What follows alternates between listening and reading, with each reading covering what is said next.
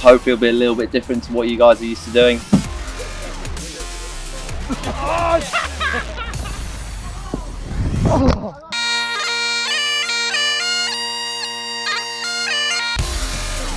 So here in camp we've got both the men and women training this week, which is great to have everyone here. So the women have finished their Six Nations and have got a full squad here training.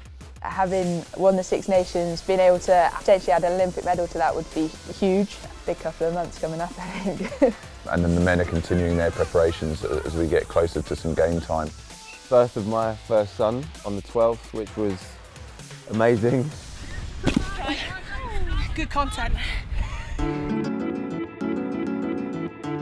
Birth of my first son on the 12th, which was amazing and crazy. Bit of a rocky week first week, and then we had a lovely week at home last week. Well, the boys were grafting away here and I was enjoying cuddles with my 1 week old son. So it's been an interesting and amazing time. You spend every waking hour with them, so leaving feels odd. And yeah, I do really miss him, and my wife as well, I should say. I miss them both. You can only knock somebody off if you're a killer. Okay, all right. The chaos that is the Bibby family. Two little boys, Jasper and Jude. One is 4.5 and the other one's 1.5. The eldest one is like really gentle and calm and whatever else, and the littlest one is like craziest little boy you've ever seen. This is just an example. Most 1.5-year-olds have like a comforter of like a blanket or a teddy or something like that. Jude has a hammer, but like a real hammer, like a metal hammer, which he carries around everywhere. So he takes it to nursery, we go shopping, he takes it, and people just look at him and it's like, is that a real? And it's just a little 1-year-old walking around with a full adult-sized hammer, and it's like, yeah, that's his comforter. Like, and the fact he's got that's got nothing to do with you at all. No, that's just what he picked. I've not forced that upon him. We've known each other since we were like young student boys.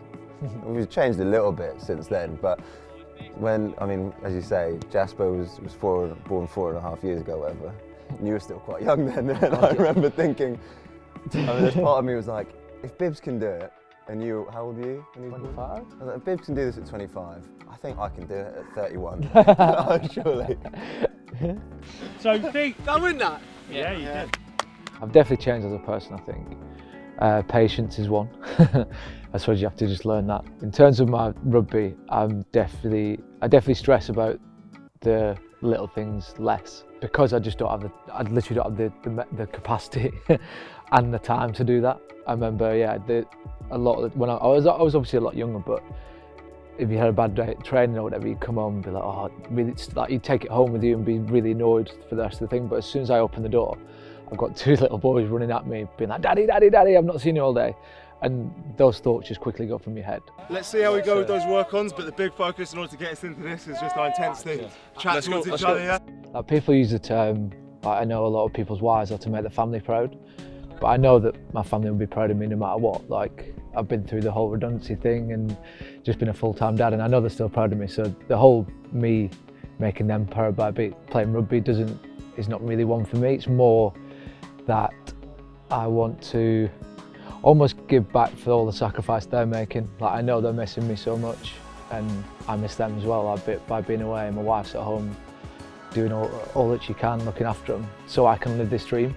So that's the kind of thing I want to give back to them, and just know that their dad's really enjoying what he's doing, and for them as well, that if they have a passion in life, that they have to go and pursue it, and that's almost what I want to show them as a dad.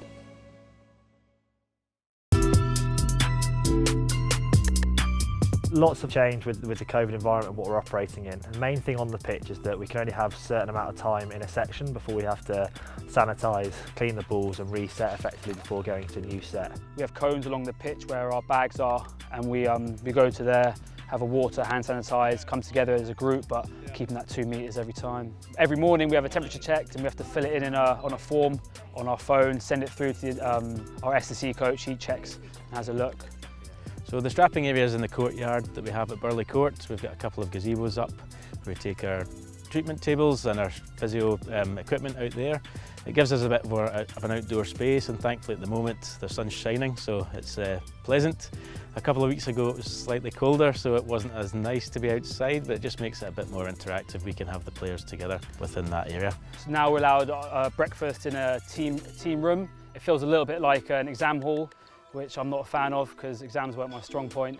But we all sit on separate tables and we have our food brought to us, and we try and have communications with the boys and have chats and have a laugh, but it is quite strict and in their certain areas of the room, so we're doing the best we can. Lunch is in our room, so come back from training all sweaty, minging, and you arrive back and there's a nice, like, I don't know, it was like a chicken tikka wrap today waiting for you outside your room, that sort of thing. We have to film everything, which is kind of a new thing for us really. We have to film dinner times, breakfast times, all our meetings, all even the informal things, so it feels a little bit like you're the guy in the corner who's got to plonk a camera down, and it's a little bit weird, to be honest, but it's kind of, it is what it is, and we kind of just, boys have accepted it, and we just kind of get on with it, really.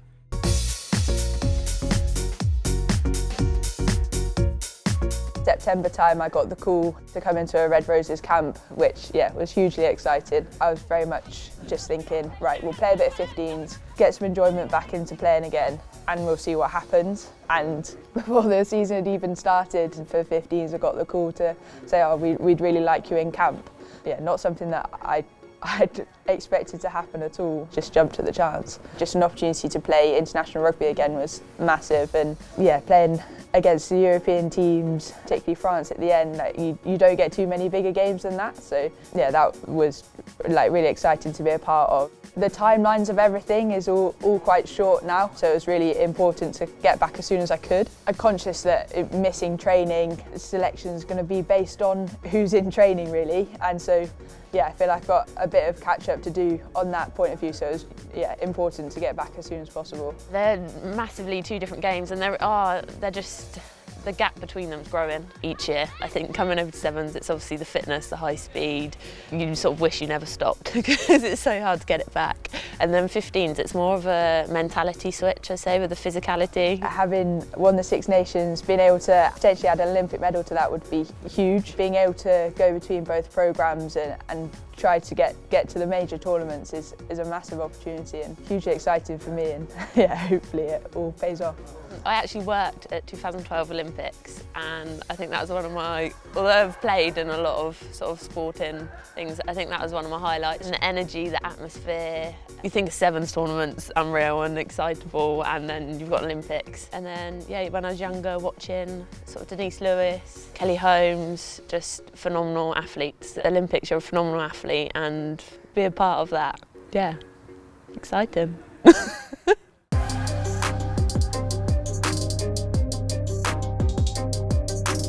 Really good to have you down. I think hopefully it'll be a little bit different to what you guys are used to doing. We'll catch some cricket balls, we'll have a bit of fun.